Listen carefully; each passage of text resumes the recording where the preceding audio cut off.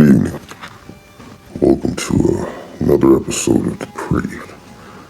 For this next series of stories, I'm going to be reading from 33 of the worst serial killers of all time.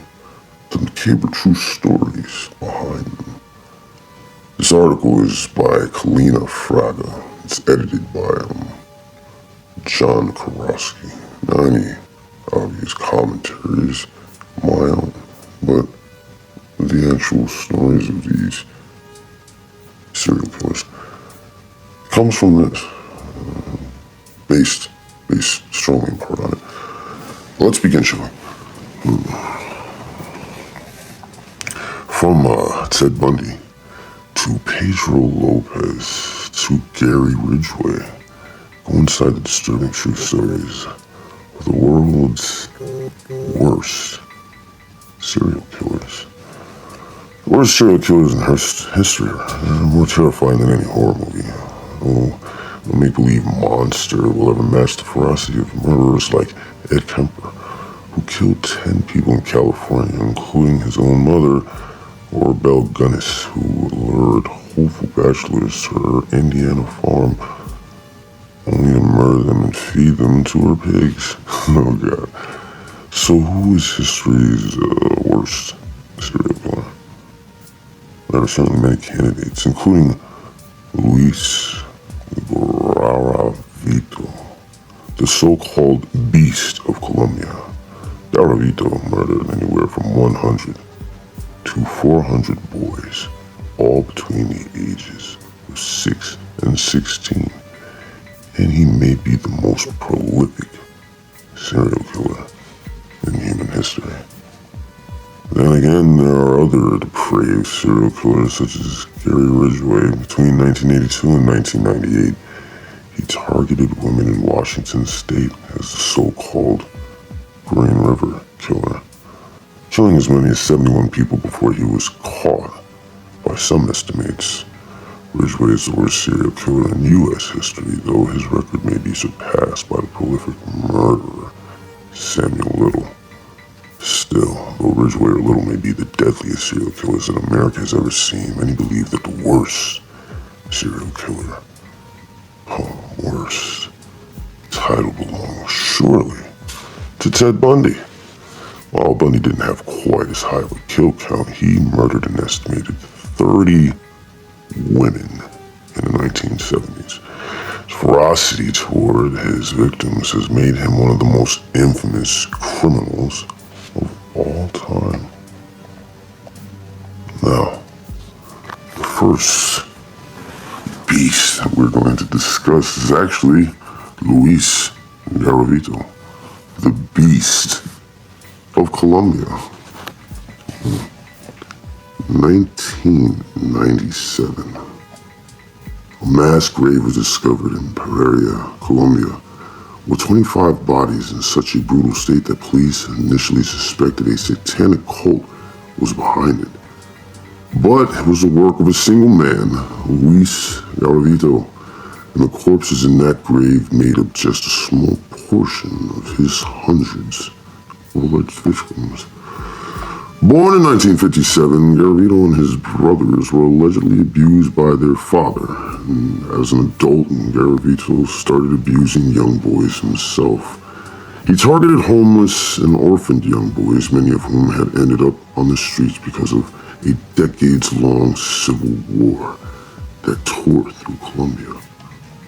Garavito preyed on hundreds of boys across dozens of Colombian towns, though he focused largely on Pereira. There, he often disguised himself as a priest, farmer, elderly man, or a street vendor, and lured in his unsuspecting victims with promises of money, candy, or employment. Oh, it's just fucking mean.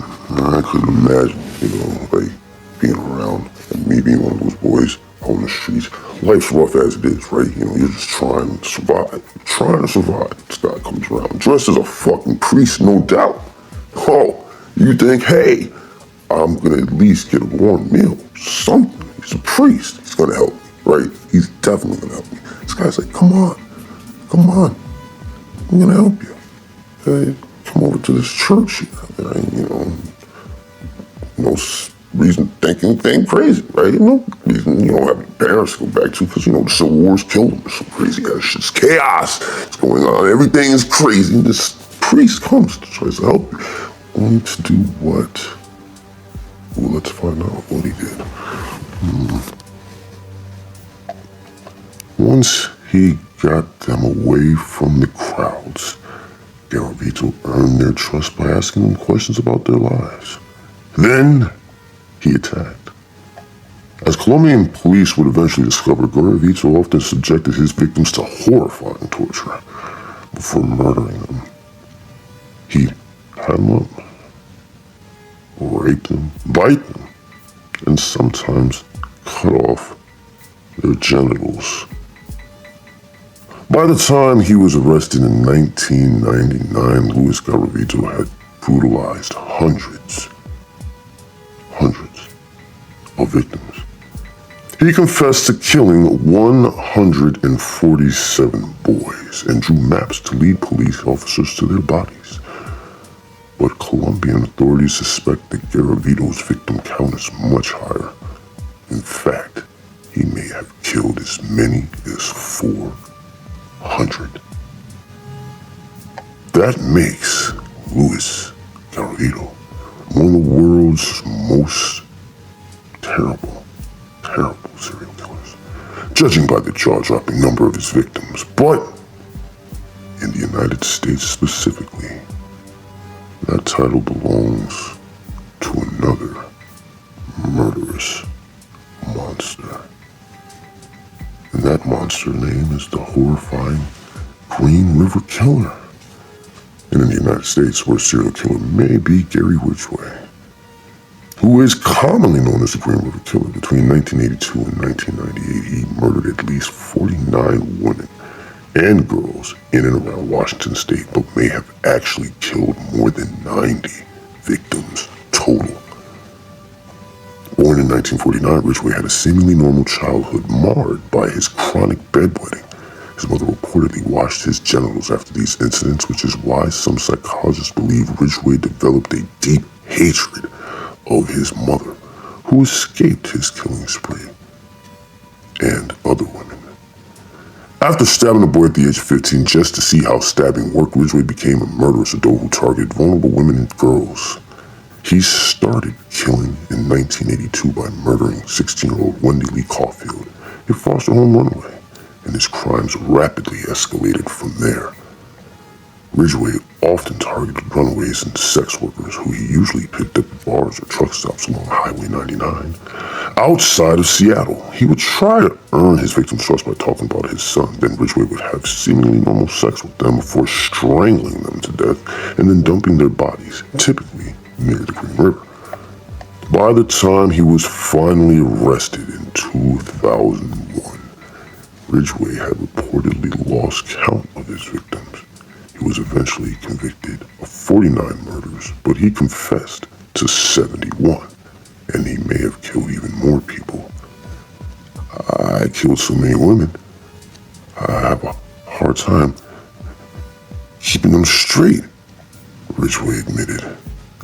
Gary Ridgway is certainly one of America's worst serial killers and has long been considered the most prolific murderer in the country. But there's another killer who might have gruesomely outdone him, and we'll talk about that one next Sunday. Although, another one to go on with. But I guess I could see how Mr. Ridgway ended up hating these women so much. I mean, if my mom was constantly washing my genitals, I'd be really pissed off. Oh, God. Don't know if I would hate every woman, but definitely her. I'd probably chop her hands off and then feed them to her, and then chop off her feet and feed those to her. Yeah, that's probably what I would do. Well, I hope you guys enjoyed readings from the 33 most sickening serial killers in history.